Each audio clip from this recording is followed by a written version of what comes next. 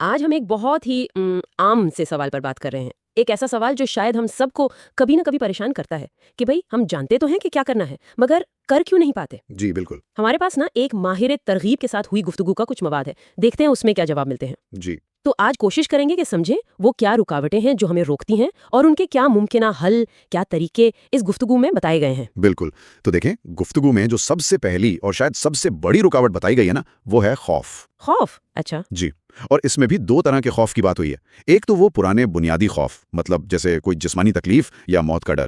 ہاں، وہ تو اب کم ہی ہوتے ہیں روزمرہ زندگی میں۔ بالکل، لیکن دوسری قسم وہ آج کل بہت عام ہے، وہ ہے ذہنی خوف، جیسے ناکامی کا ڈر، لوگ کیا کہیں گے، مسترد ہونے کا ڈر، بلکہ بعض اوقات تو کامیابی سے بھی ڈر لگتا ہے۔ کامیابی سے بھی ڈر؟ یہ تو عجیب بات ہے نا، لیکن اصل بات یہ ہے اور یہ سمجھنا بہت ضروری ہے کہ یہ ذہنی خوف جو ہے نا، یہ اصل میں حقیقت نہیں ہوتے، یہ بس ہمارے ذہن کی اپنی پیداوار ہیں۔ اچھا۔ مگر، اور یہ اہم ہے، یہ محسوس بالکل حقیقی ہوتے ہیں۔ گفتگو میں یہی بتایا گیا کہ ذہن مستقبل کے کسی برے خیال سے ہی جسم میں وہ سارے کیمیکلز، وہ کورٹیسول، ایڈرینلن چھوڑ دیتا ہے جو اصل خطرے میں نکلتے ہیں۔ اوہ، جیسے وہ خواب میں شیر والی مثال۔ بالکل، جیسے خواب میں شیر پیچھے پڑا ہو تو پسینہ بھی آتا ہے، دل بھی دھڑکتا ہے، حالانکہ شیر تو ہے ہی نہیں، بس تصور ہے۔ یہ تو بڑی دلچسپ بات ہے کہ خوف ہے تو ذہنی، پر اثر بالکل جسمانی اور حقیقی۔ تو اس گفتگو میں یہ بھی بتایا گیا کہ اس سے نمٹا کیسے جائے؟ جی بالکل، اس کے لیے نا ایک 3 قدمی طریقہ بتایا گیا ہے۔ پہلا قدم تو ہے آگاہی۔ آگاہی یعنی یہ سمجھنا، یہ پہچاننا کہ اچھا یہ جو مجھے ڈر لگ رہا ہے یہ ذہنی ہے، یہ اصل خطرہ نہیں ہے۔ دوسرا قدم ہے مشق، یعنی جب وہ خوف محسوس ہونا تو شعوری طور پر کوشش کرنا اس کیفیت سے نکلنے کی، جیسے گہرے سانس لینا، یا پھر صرف برے انجام کا نہیں، اچھے انجام کا بھی سوچنا۔ کامیابی کیسی محسوس ہوگی یہ سوچنا۔ اچھا، مطلب منفی کے ساتھ مثبت پہلو بھی دیکھنا۔ بالکل، اور تیسرا قدم ہے تکرار، اس مشق کو بار بار کرنا تاکہ عادت بن جائے۔ جی، وہ کہتے ہیں نا کہ پہلا خیال شاید نہ بدل سکیں، وہ تو آ جاتا ہے ایک دم سے، لیکن اس کے بعد جو دوسرا خیال ہے اسے ضرور بدل سکتے ہیں۔ ہاں، یہ بات تو سمجھ آتی ہے، جیسے وہ مثال تھی کہ کسی کے بارے میں برا خیال آئے تو فوراً 3 اچھی باتیں سوچو اس کی۔ بالکل وہی۔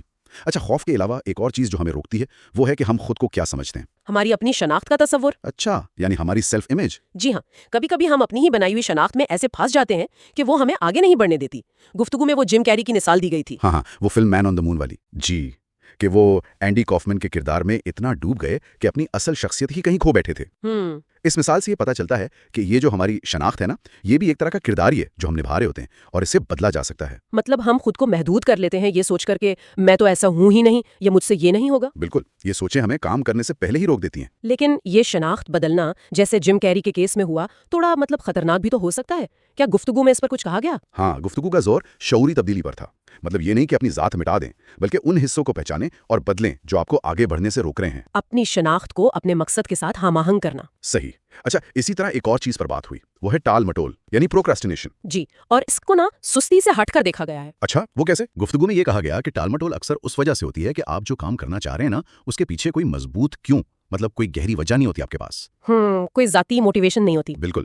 ایک مثال دی گئی کہ اگر خدا نخواستہ کسی کے پیاروں کی جان خطرے میں ہو اور انہیں بچانے کے لیے 10 لاکھ کمانے ہو تو کیا کوئی سستی کرے گا، ٹال مٹول کرے گا؟ نہیں، بالکل نہیں، وہ تو جان لگا دے گا۔ تو بس اصل طاقت وہ کیوں ہے، وہ وجہ۔ ایک کوچنگ کلائنٹ کی مثال تھی جو بظاہر تو زیادہ پیسے کمانا چاہتا تھا، لیکن جب گہرائی میں بات ہوئی تو پتہ چلا اصل خواہش بچوں کو اچھا محفوظ ماحول دینا ہے۔ جب وہ اصل کیوں سامنے آیا نا، تو کیسے کرنا ہے وہ راستے خود بخود نظر آنے لگے۔ یہ وقتی جوش نہیں، یہ اندر سے ایک مستقل تحریک پیدا کرتا ہے۔ یہ تو بہت اہم نقطہ ہے، اور یہیں سے بات شاید اندرونی کیفیت پر بھی آتی ہے۔ کیا گفتگو میں باہر کی کامیابی اور اندرونی سکون پر بھی کچھ تھا؟ جی بالکل، بہت واضح طور پر یہ بات آئی کہ یہ جو باہر کی چیزیں ہیں نا، پیسہ، شہرت، یہ اندر کا خالی پن نہیں بھرتے ہیں۔ اکثر ہم جو دوسروں سے تعریف یا منظوری چاہتے ہیں نا، وہ اصل میں اس لیے ہوتا ہے کہ ہم خود کو اندر سے قبول نہیں کر پا رہے ہیں۔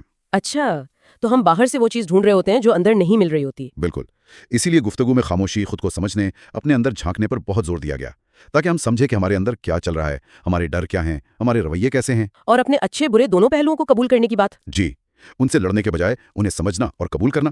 یہیں پر وہ کرشنا مورتی والی بات آتی ہے جو گفتگو میں تھی۔ ہاں، کہ خود کو جاننا چھوڑیں جو کہ ماضی کی بنیاد پر ہوتا ہے، اور خود کو سیکھنا شروع کریں۔ سیکھنا مطلب حال میں؟ جی، حال کے لمحے میں خود کو سمجھنا، یہ ہمیں ماضی کی قید سے نکالتا ہے اور حال میں خود کو بدلنے کا موقع دیتا ہے۔ زبردست۔ تو اگر سمیٹا جائے تو اس گفتگو سے چند اہم باتیں یہ نکلیں۔ ایک تو یہ کہ خوف اکثر ذہنی ہے پر اس کا اثر حقیقی ہے۔ جی، دوسرا، ہر مقصد کے پیچھے ایک مضبوط ذاتی کیوں تلاش کریں۔ بالکل۔ تیسرا، یہ سمجھیں کہ آپ کی شناخت کوئی پتھر کی لکیر نہیں، اسے بدلا جا سکتا ہے۔ اور چوتھا، اندرونی سکون اور خود آگاہی اتنی ہی ضروری ہے جتنی باہر کی کامیابیاں۔ بہت خوب۔ اور آخر میں نا ایک سوچنے کی بات جو ان ذرائع میں پیش کی گئی تھی، ایک अजीब सा तजाद है। क्या? वो ये कि हमारी अपनी जिंदगी हमारे लिए तो सबसे अहम चीज़ है ना, कायनात जैसी है। लेकिन अगर कायनात के बड़े पैमाने पर देखें तो शायद हम बहुत गैर अहम भी हैं।